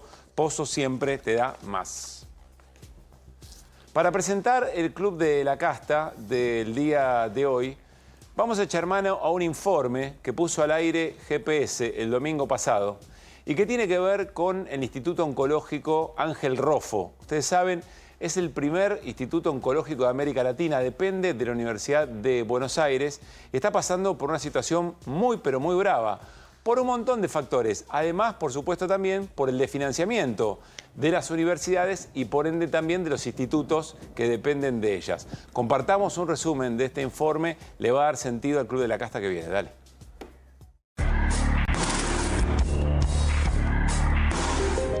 ¿Cómo está la situación del Roffo? La situación del Roffo es alarmante, compleja y estamos como trabajadores del instituto muy preocupados. La universidad no nos está dando el presupuesto que necesitamos. Yo como jefa de técnicos de imagen lo que puedo decir que en este momento no funciona el mamógrafo. Alrededor de $70.000 sería el valor de este momento del repuesto que habría que comprar para que comenzara a funcionar. ¿Venís de atenderte?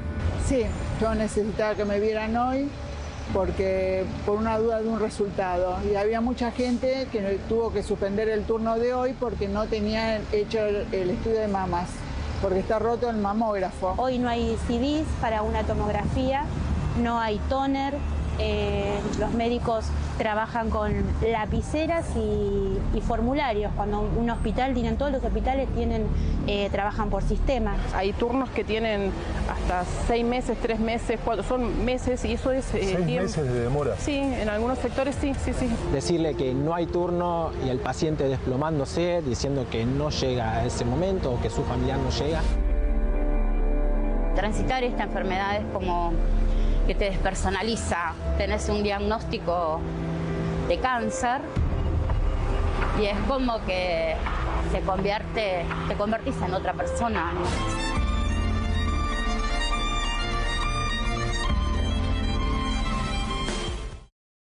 Yo hice campaña diciendo que voy a hacer el ajuste y que el ajuste no lo paga la gente de bien, lo pagan los delincuentes, lo paga la casta.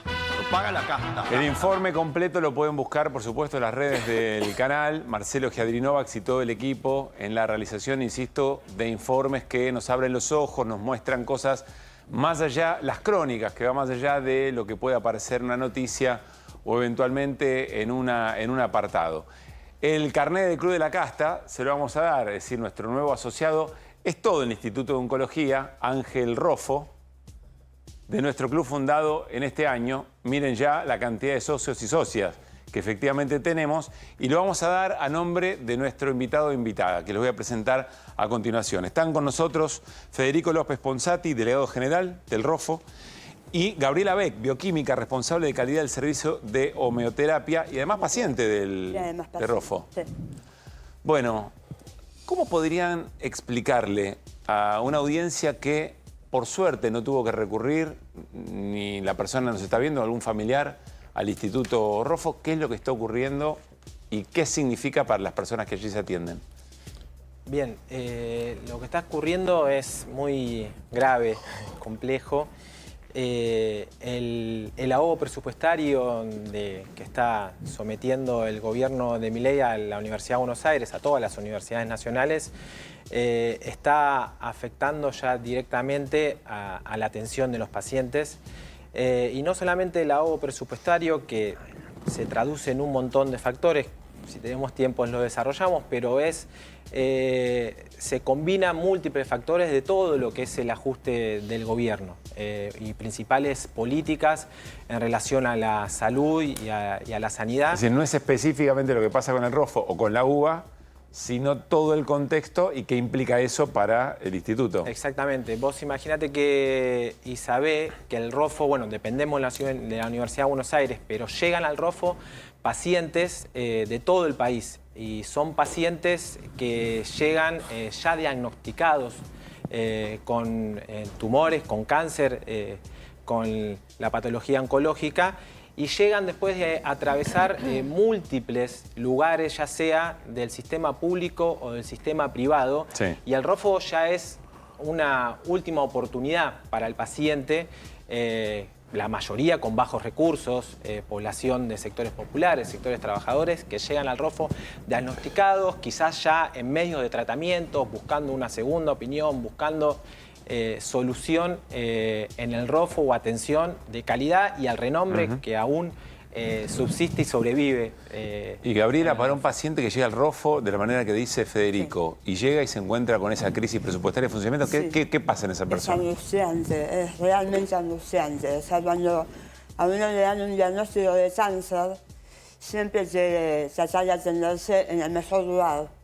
A veces, como dice Federico, viene gente de todo el país a atenderse al instituto. A veces somos última opción, a veces somos primera opción, pero realmente es un lugar de referencia internacional, nuestro instituto. Claro. Tiene oncólogos y cirujanos maravillosos y funciona muy bien por el personal que tiene, ¿no? Vos te trataste cáncer de lengua. De lengua. Sí. Sos laburante y además paciente del Rofo. Sí. O sea, ¿sabés en cuerpo propio, en carne propia lo que significa? Ser trabajadora del instituto y además ser paciente. La situación del diagnóstico es muy angustiante Y vos tenés en el instituto personal que está preparado para atender esas situaciones. Entonces se acompañan y saben llevarse. Claro. Yo además, siendo profesional del instituto, a mí me resulta terriblemente angustiante tener que decirle a un paciente su obra social no autorizó la transfusión que hay que realizarle, no se la puede hacer acá. O sea, ese tipo de información que le estás dando es violenta para el paciente, es violenta darla de nuestra parte. Que es como decirle, te saco tiempo muy importante para el tratamiento eficaz. Sí, sí. Y esto pasa... Está ¿Qué pasando tan ahora. habitualmente está pasando? Sí, y es la primera, yo hace 20 años de trabajo en el hospital. Es la primera vez que se está retornando esa forma de atención. O sea, no se están aceptando pacientes nuevos, tampoco. Por todo, ¿no? Por la situación financiera que está complicada por el tema del trato de las obras sociales y el desfinanciamiento de la universidad, básicamente. Además, el desfinanciamiento de la universidad lleva a arrastrar otros problemas, pero el instituto, además de dar atención médica, es un instituto de investigación.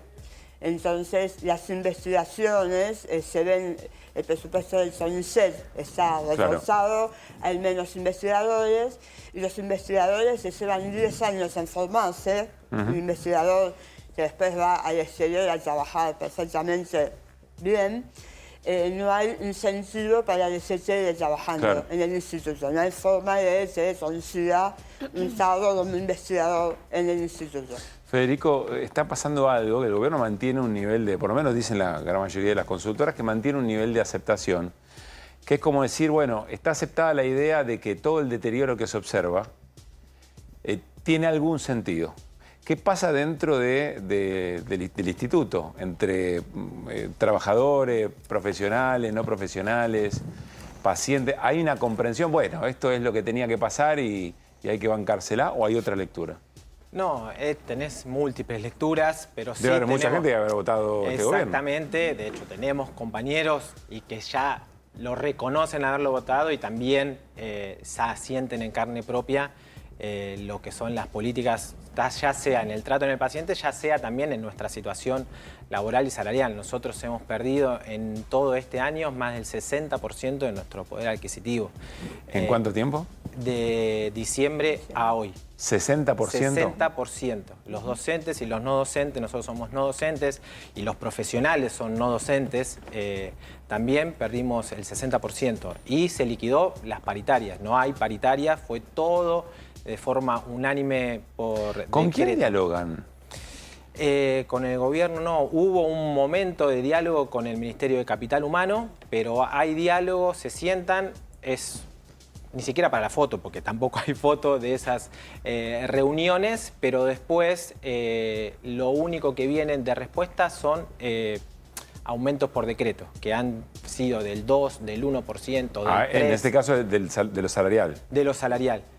De lo presupuestario. De lo presupuestario fue Capital Humano también. Lo que hubo, no sé si recuerdan, que hace falta también explicarlo, porque el gobierno se jacta de eso, un aumento después de la primera movilización federal, que fue el 23 de abril, un aumento del 270% en los gastos de funcionamiento del presupuesto. ¿Qué significa? Tiene dos trampas el título, por así decirlo, de la noticia. Primero, es un 270% del presupuesto de septiembre del 2022, ¿sí? Porque el último año del gobierno de Alberto Fernández también estuvo congelado y estuvo congelado todo este 2024. Por ende, el aumento del 270%, repito, es sobre septiembre de 2022 y sobre el 10% del presupuesto total. Es la partida que es para funcionar, ¿sí? Gas, luz, electricidad, para que el 90% restante. El otro 90% restante no hubo ningún tipo de aumento. Es decir, ahí están los proyectos de investigación, nuestro salario, las becas de los estudiantes.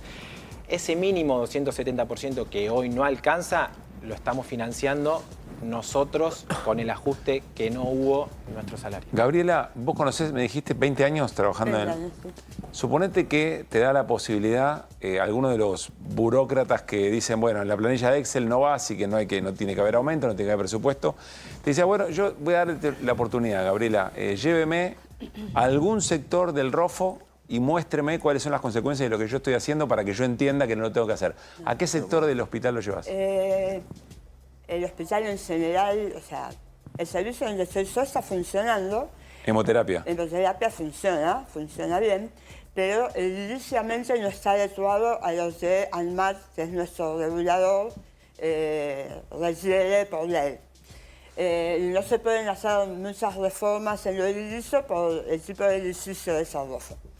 Pero lo estructural, la parte edilicia, sería un lugar primordial, porque como pasa en todas partes, a veces se hacen arreglos de partes que no son un arreglo integral.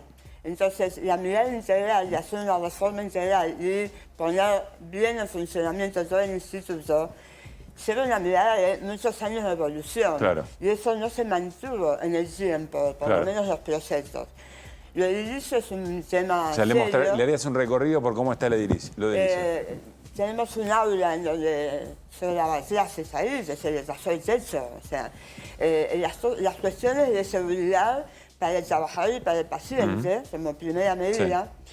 Después hay cosas que funcionan muy bien, pero que fueron hechas, los quirófanos nuevos son fantásticos. Las salas de internación están más o menos, pero digamos, no es tan mal. Pero o sea, el hospital para funcionar, como todo hospital, necesita el engranaje, cada uno de los dientes de un engranaje. Porque si tenemos un quirófano impecable, pero una terapia intensiva en el edilicio tiene problemas, todo el trabajo que se hizo en la cirugía se estropea en la sala por ser riesgo de infecciones o porque no podemos transfundirlo. O sea, es todo un engranaje, el servicio de alimentación, limpieza, mantenimiento. O sea, yo en este momento, si me decís, lo primero sería mantenimiento. Fer Cerolini tiene pregunta. Fer. Sí, buenas noches. Yo hoy estuve escuchando una noticia en la radio que se cubrió por varios lados de un perro siberiano, un Siberian Husky, que estaba en una casa, que estaba mal atendido, y hubo una intervención de un fiscal y de la policía de la Ciudad de Buenos Aires y también de un juez que ordenó allanar, sacar al perro, rescatarlo. Yo digo, ¿qué pasa si alguien que se está tratando de cáncer y le dice, usted tenía que tener turno el mes que viene, le dice, no, te doy para 6 meses? Digo, ahí que no, digo, porque me parece, yo he tenido hasta 5 perros, pero me parece bárbaro que se atiendan los perros. Pero ¿cómo puede ser que a una persona, si usted me dice que vienen del interior y es el único, en algunos casos la última que tienen de opción, le están diciendo, bueno, muérase? ¿Qué le están diciendo? Sí. ¿Qué hace esa gente? Es difícil. Hay una aclaración. Los pacientes del hospital, claramente, si vos ya sos paciente, los turnos son dinámicos y son los tiempos que corresponden, ¿sí? El problema lo tenemos justamente por la estructura que ya no tiene y los presupuestos no deja tener, es recibir tanta demanda y tanta, digamos, que hay de afuera, y los turnos lejanos que son para los pacientes de primera vez, que se les llaman, pero que ya están en medio de tratamiento. La respuesta es desoladora, no hay. No hay turno, venga determinada y no hay. Y no hay jueces, ahí no interviene nadie. Ahí no interviene absolutamente nadie y no interviene tampoco en estos nuevos convenios que todos los que cayeron de las obras sociales por la desregulación también de la Superintendencia de Salud hoy, y se están reactivando convenios de a uno con las obras sociales en el medio. Si no autoriza la obra social, los pacientes del ROFO hoy están a la buena... Cerrá vos, Gabriela. En otro momento, esa necesidad de atenderse en el ROFO en algún otro momento, o sea, hay un teléfono en donde se piden turnos para segunda opinión, para pacientes con diagnóstico de cáncer o sospecha, para tener una opinión del ROFO. Y en una época era muy fácil llamar y pedir turnos para segunda opinión. Enseguida o sea, cualquier persona llamaba por teléfono y podía conseguir. En ese momento se hace cada vez más difícil porque hay menos gente en ese consultorio. Si la obra social no tiene un convenio, tampoco se puede acceder. Gabriela, Federico, gracias por haber venido. Tristemente bienvenido el Instituto Roffo al Club de la Casta. Que esté muy bien y lo seguimos de cerca. Por favor, gracias a ustedes por el espacio y por difundir esta situación. Me voy a ir a la mesa con el resto del equipo de QR para contarles que todavía en este momento se sigue discutiendo en la Cámara de Diputados la media sanción, en particular esta vez, de ese proyecto de ley que intenta regular el juego online, las apuestas online por el riesgo o por la adicción, por la ludopatía que genera en nuestras juventudes. Si tenemos un poquito de lo que está pasando ahora, a ver si podemos compartir. Está fastidioso, Martín Menem. A confundirnos. Este artículo es de las suspensiones, se aceptaron las modificaciones que hicimos, vamos a votar positivo. Esa es la de las suspensiones. Sí, vamos a votar positivo. Bueno, se va a votar el artículo 48 con las modificaciones. Sí, diputada. Bien. Para aclarar, lo que están discutiendo en este momento en particular es cada articulado. Había especial atención en el artículo 6, en el artículo 8, a ver qué tan profundas eran las prohibiciones de publicidad.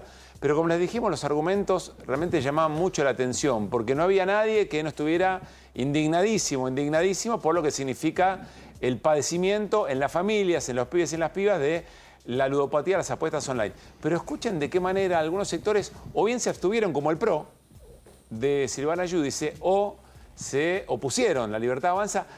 Admeyet, la diputada que argumentó en contra de esta manera. Se habla del juego igualándolo con ludopatía. Y la realidad es que no todos los jugadores son ludópatas. Y esta es una diferencia que debe estar presente en los proyectos. Los proyectos no diferencian a aquel que elige jugar y a aquel que tiene una adicción. Y me parece que para tratar seriamente el tema, esta diferenciación es muy importante. Hay que distinguir entre los adultos que ocasionalmente, de forma recreativa, eligen jugar y aquellos que tienen una adicción. Bien, bueno, tampoco todos los fumadores terminan enfermándose de cáncer. Pero digo, el que quiere jugar, además, ¿quién lo dispone? Le cuesta tanto llegar a saber cómo es el juego. Digo, un adulto puede decir, che, si a mí me gusta jugar, ¿y cómo es? ¿Lo buscás vos tu manera?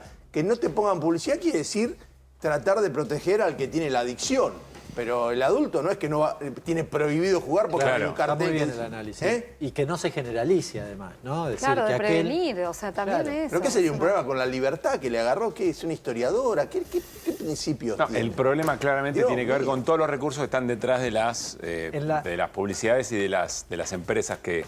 ¿Qué está preocupada por las empresas? Bueno, vos pensás, perdón, ahí voy, pero vos pensás que esto debería cambiar, por ejemplo, el sponsoreo de la camiseta de los principales clubes de fútbol de Argentina.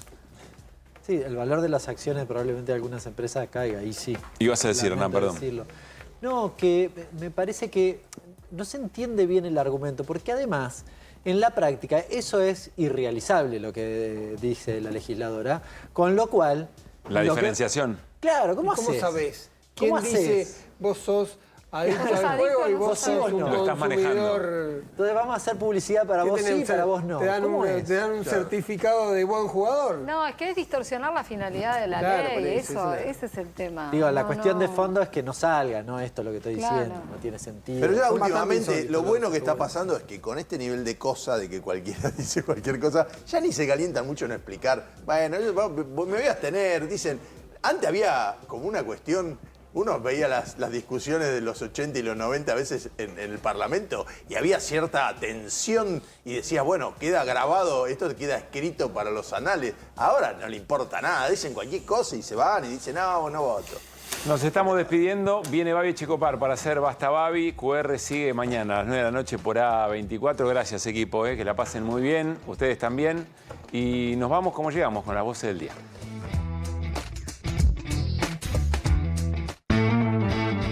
Llegamos el liberalismo al poder por primera vez en la Argentina.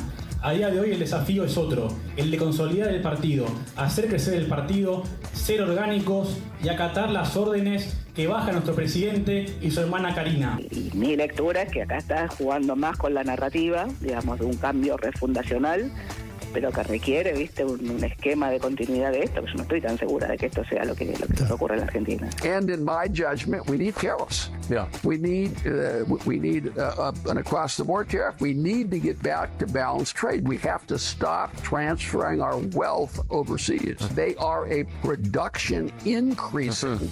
Pero a un año de haber hablado de espaldas al Congreso, ese mismo presidente lo que quiere es vaciar de contenido, vaciar de discusión y cerrar el Congreso. A ese liderazgo, a mi criterio, humildemente, hay una única forma de llamarlo, y es fascista. Insistimos en la urgencia de aprobar una ley nacional. Me falta un cacho de discurso. Me faltó la última hoja. Papelón. No veo cuál sería el inconveniente en que